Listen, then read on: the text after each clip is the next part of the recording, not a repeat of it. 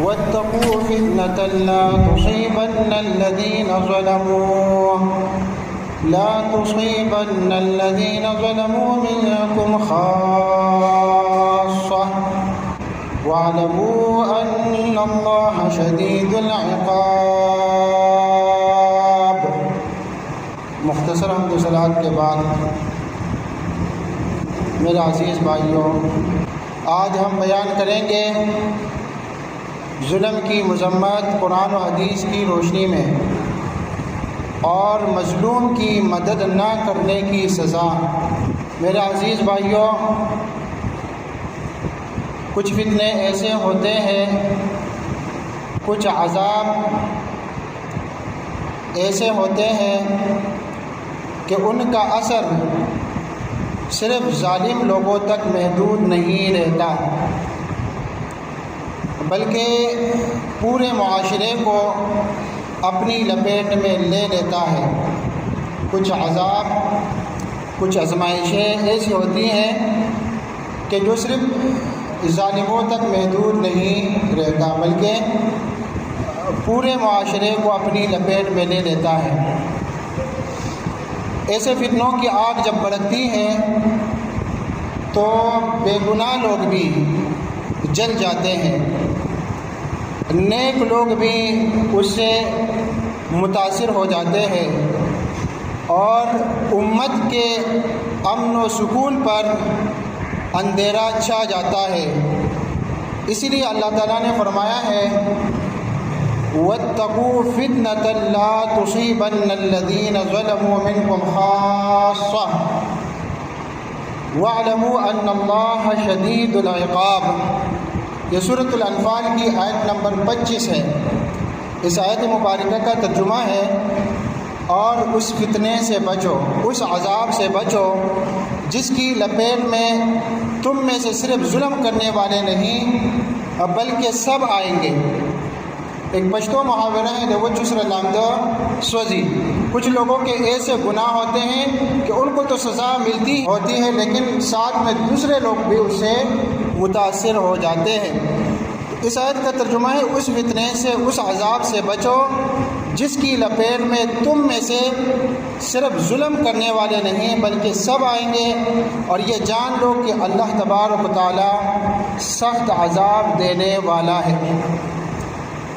دیکھو نا، جب خیانت حکمران کرتے ہیں، قوم سے جھوٹ بولتے ہیں، قوم کے وسائل لوٹ لیتے ہیں، تو اس کا نتیجہ صرف ایوان حکومت تک محدود نہیں رہتا، اس کے اثرات اقتصادی میدان میں بھی ظاہر ہوتے ہیں، عسکری کمزوری کی صورت میں بھی اور ثقافتی زوال کی شکل میں بھی۔ پوری امت کو اس کی سزا بھگتنا پڑتی ہے۔ اسی طرح جب قوم کے اندر تفرقہ بازی جنم لیتی ہے، جب ہم چھوٹی چھوٹی باتوں پر گروہوں میں بٹ جاتے ہیں، جب دلوں میں بغض و حسد کے کانٹے اگ آتے ہیں، تو اس کا نقصان صرف چند افراد تک محدود نہیں رہتا بلکہ پوری امت زخم کھاتی ہے، اس کا اتحاد بکھر جاتا ہے، اس کا وقار مٹی میں مل جاتا ہے۔ میرے بھائیوں، یہی وہ وقت ہے جب ہمیں جاگنے کی ضرورت ہے۔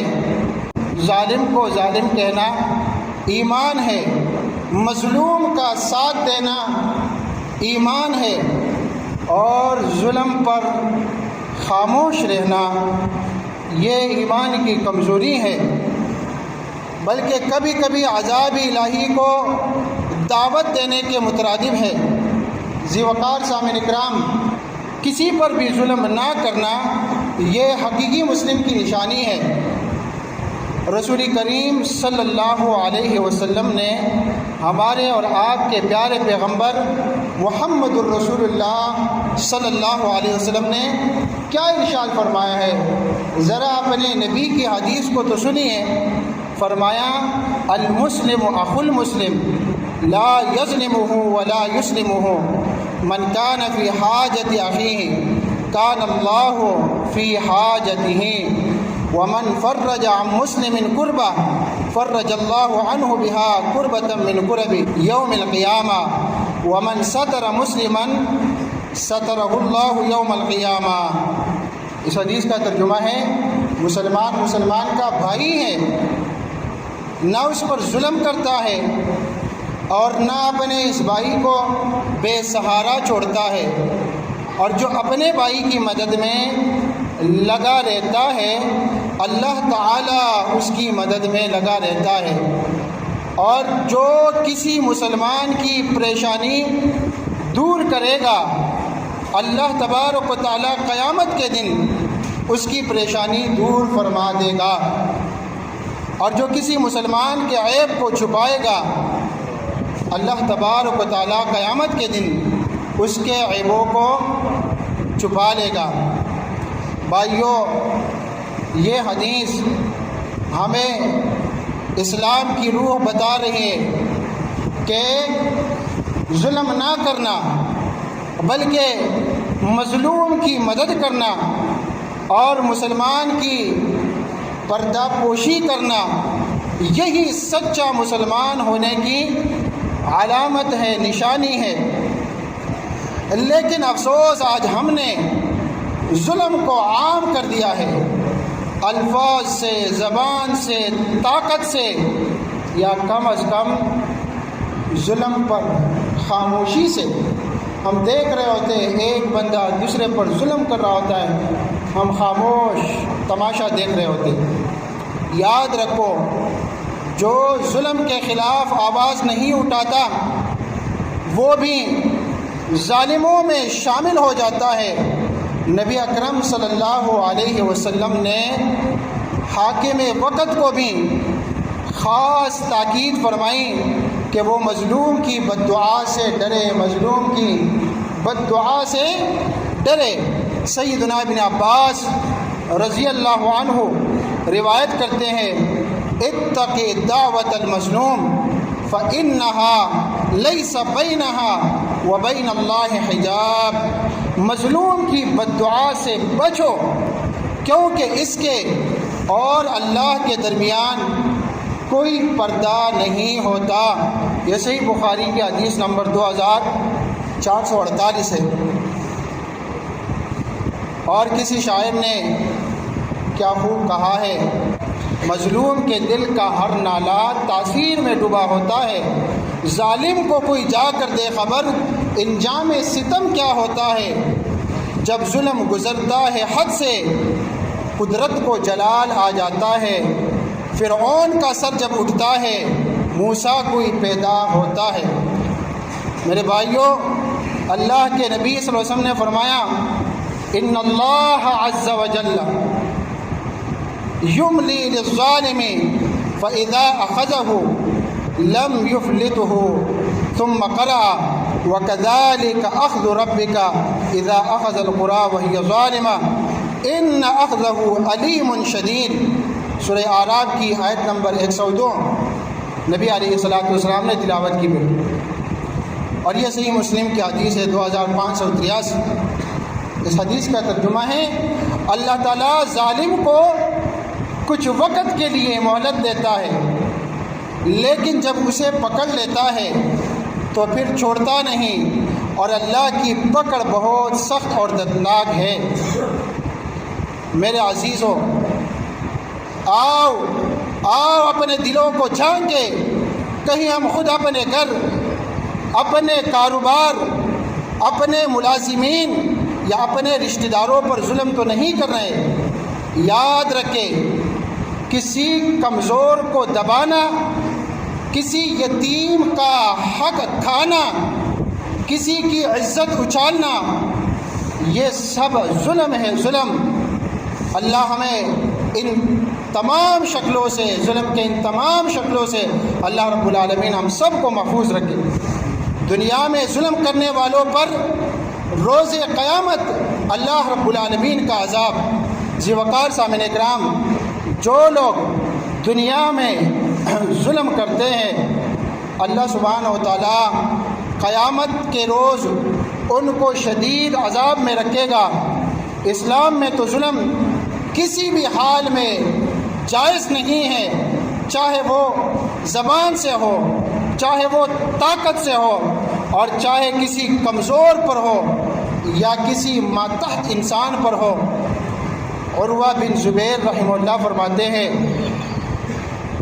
ان ہشام ابن حکیم وجد رجلا وهو على حمص يشمس ناسا من النبت في اداء الجزية فقال ما هذا اني سمعت رسول الله صلى الله عليه وسلم يقول ان الله يعذب الذين يعذبون الناس في الدنيا۔ یہ صحیح مسلم کی حدیث ہے، حدیث نمبر 2613۔ ترجمہ ہے ہشام بن حکیم رحمہ اللہ نے حمص میں دیکھا، حمص جگہ کا نام ہے، کہ وہاں پہ انہوں نے دیکھا کہ ایک حاکم نے جزیہ ادا نہ کرنے والے لوگوں کو دھوپ میں کھڑا کر رکھا ہے۔ تو انہوں نے کہا ما ھذا، یہ کیا ظلم ہے؟ میں نے رسول اللہ صلی اللہ علیہ وسلم کو فرماتے سنا ہے کہ اللہ تبارک و تعالیٰ قیامت کے دن ان لوگوں کو عذاب دے گا جو دنیا میں لوگوں کو بے جا سزا دیتے ہیں۔ بھائیو، نبی کریم صلی اللہ علیہ وسلم نے یہاں ایک اصول واضح کر دیا کہ جو شخص دنیا میں کسی پر ظلم کرے گا اللہ تبارک و تعالیٰ اسے روز قیامت اسی ظلم کے بدلے میں سزا دے گا۔ دنیا کی عدالتوں سے شاید وہ بچ نکلے، مگر اللہ کی عدالت سے وہ ظالم نہیں بچ سکتا، کیونکہ اللہ کے ہاں ہر ظلم کا حساب ہے، چاہے وہ چھوٹا ہو چاہے وہ بڑا ظلم ہو۔ پھر اسی طرح ظلم کی سزا دنیا میں بھی ہوتی ہے۔ سیدنا ابو بکر رضی اللہ عنہ روایت کرتے ہیں کہ رسول اللہ صلی اللہ علیہ وسلم نے فرمایا ما من ذنب اجدر ان يعجل الله تعالی لصاحبه العقوبة في الدنيا مع ما يدخر له في الآخرة مثل البغي وقطيعة الرحم۔ ظلم و زیادتی اور قطع رحمی جیسا کوئی اور گناہ نہیں جس کی سزا اللہ تعالیٰ دنیا میں بھی دیتا ہے اور آخرت میں بھی اس کی سزا دیتا ہے۔ پیارے بھائیوں، یہ حدیث ہمیں بتاتی ہے کہ ظلم کرنے سے صرف آخرت کا عذاب نہیں بلکہ دنیا میں بھی اس کی سزا یقینی ہے۔ ظالم کی خوشحالی وقتی ہوتی ہے مگر اس کا انجام ہمیشہ رسوائی، ذلت اور دردناک انجام ہوتا ہے۔ کسی کا حق دبانا، کسی کو ستانا، کسی کمزور کی فریاد کو نظر انداز کرنا، یہ سب ظلم کی شکلیں ہیں، ظلم کی۔ اور اللہ سبحانہ و تعالیٰ ظالم نہیں بلکہ بندے خود اپنے آپ پر اپنے اوپر ظلم کرتے رہتے ہیں۔ ایک حدیث سماعت فرمائیے کہ ظلم قیامت کے دن اندھیروں کا باعث بنے گا۔ سیدنا عبداللہ بن عمر رضی اللہ عنہ سے روایت ہے، حدیث رسول صلی اللہ علیہ وسلم کے الفاظ ہے کہ الظلم ظلمات یوم القیامہ، ظلم قیامت کے دن اندھیروں کا باعث بنے گا۔ میرے بھائیوں، سوچو کہ قیامت کا وہ دن جب ہر انسان اپنے اعمال کے ساتھ کھڑا ہوگا، ہر ظالم کو اپنے ظلم کے بوجھ کے ساتھ حساب دینا ہوگا، اور وہ ظلم اس کے لیے اندھیرے، وحشت اور عذاب بن کر ظاہر ہوگا۔ پیارے بھائیوں، جو دنیا میں دوسروں کی زندگیوں کو تاریک کرتا رہا، ان پر ظلم کرتا رہا، اللہ تعالیٰ قیامت کے دن اس کو تاریکیوں میں، اندھیروں میں رکھے گا۔ میرے بھائیوں، ایک حدیث میں ہے کہ جس میں رسول اللہ صلی اللہ علیہ وسلم نے فرمایا ہے کہ اللہ رب العالمین فرماتا ہے کہ میں مظلوم کا انتقام ضرور لوں گا، اور اس سے بھی ضرور انتقام لوں گا جس نے کسی مظلوم کو دیکھا اور اس کی مدد پر قدرت کے باوجود اس کی مدد نہ کی۔ ظلم پر خاموش رہنے والوں سے اللہ رب العالمین انتقام لے گا۔ ایک تو ظالم سے بھی انتقام لے گا، اسی طرح جس شخص نے دیکھا کہ ایک شخص پر یا ایک قوم پر یا ایک ملک پر ظلم ہو رہا ہے اور اس کو قدرت ہے، اس کے پاس وسائل ہیں، اس کے پاس ٹیکنالوجی ہے، یہ سب کچھ دیکھتے سنتے بھی مظلوم کی مدد نہیں کرتا، تو اللہ رب العالمین ایسے لوگوں سے بھی ضرور انتقام لے گا جو ظلم کو دیکھ کر خاموش بنے بیٹھے رہتے ہیں، تماشائی بنے رہتے ہیں۔ حدیث کے الفاظ ہیں وَعِزَّتِي وَجَلَالِي لَأَنْتَقِمَنَّ مِنَ الظَّالِمِ فِي عَاجِلِهِ وَآجِلِهِ وَلَأَنْتَقِمَنَّ ممن رعا مظلوماً فقدر ان ينصره فلم يفعل۔ مجھے اپنی عزت و جلال کی قسم اللہ رب العالمین فرما رہا ہے، میں ظالم سے دنیا و آخرت میں ضرور انتقام لوں گا، اور اس سے بھی ضرور انتقام لوں گا جس نے کسی مظلوم کو دیکھا اور اس کی مدد پر قدرت کے باوجود مظلوم کی مدد نہ کی۔ میرے بھائیوں، اللہ سبحانہ و تعالیٰ قرآن مجید میں سورۃ الانفال کی آیت نمبر 25 میں کیا ارشاد فرما رہا ہے؟ فرمایا وَاتَّقُوا فِتْنَةً لَا تُصِيبَنَّ الَّذِينَ ظَلَمُوا مِنْكُمْ خَاصَّةً وَاعْلَمُوا أَنَّ اللَّهَ شَدِيدُ الْعِقَابِ، اور اس آزمائش سے ڈرو، اس فتنے سے، اس عذاب سے ڈرو جو تم میں سے صرف ظالموں پر ہی نہیں آئے گا بلکہ ظلم کا ساتھ دینے والوں اور ظلم پر خاموش رہنے والوں کو بھی وہ عذاب پہنچے گا۔ اور جان لو کہ اللہ سخت عذاب دینے والا ہے، سخت سزا دینے والا ہے۔ اور کسی نے کیا ہی خوب کہا ہے، غافل و مدہوش رہنا ظلم ہے، بے حس اور بے جوش رہنا ظلم ہے، جرم پر آنکھیں چرانا جرم ہے، ظلم پر خاموش رہنا بھی ظلم ہے۔ میرے عزیز بھائیوں، دنیا کی تاریخ گواہ ہے کہ جب بھی ظلم اپنی حدوں کو پار کرتا ہے، اللہ رب العزت ایمان والوں کے دلوں میں غیرت، حمیت اور جہاد کا نور پیدا فرماتا ہے۔ قرآن کی یہ صدا آج بھی گونج رہی ہے، وَمَا لَكُمْ لَا تُقَاتِلُونَ فِي سَبِيلِ اللَّهِ وَالْمُسْتَضْعَفِينَ، تمہیں کیا ہو گیا ہے کہ تم اللہ کی راہ میں اور ان مظلوم مردوں، عورتوں اور بچوں کے لیے نہیں لڑتے ہو؟ یہ سورۃ النساء کی آیت نمبر 75 میں ہے۔ بھائیوں، یہ آیت صرف تاریخ کا ایک واقعہ نہیں، یہ آج کے زمانے کی پکار ہے۔ فلسطین کے بچے آج بھی رو رہے ہیں، ماؤں کے آنچ آج بھی لہو سے تر ہیں، اور دنیا کے ظالم خاموش تماشائی بنے بیٹھے ہیں۔ لیکن مومن خاموش نہیں رہ سکتا، مومن تو ظلم کے مقابلے میں اٹھ کھڑا ہوتا ہے، اپنی زبان سے، اپنے قلم سے، اپنے مال سے اور اپنے ہتھیاروں سے، اور اسی طرح اپنی دعاؤں سے وہ ضرور حق کا ساتھ دیتا ہے۔ آج ضرورت اس بات کی ہے کہ ہم اپنے دلوں میں ایمان کی وہ حرارت زندہ کریں۔ یاد رکھو، ظالم کو طاقت اپنی نہیں، ہماری خاموشی دیتی ہے۔